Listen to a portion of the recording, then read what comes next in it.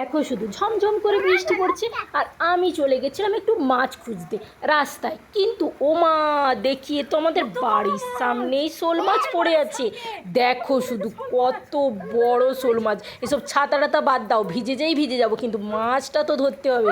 দেখো আমি মাছ তো ধরতে পারছিলামই না, কারণ আমি মাছ ধরতে একদমই পারি না।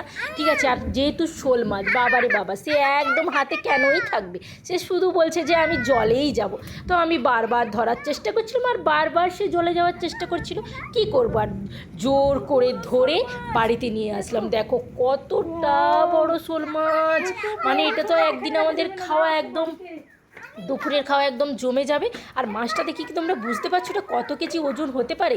দেখো, আর আমাদের পুচকুও ধরার চেষ্টা করছে, সে তো খুব আনন্দ।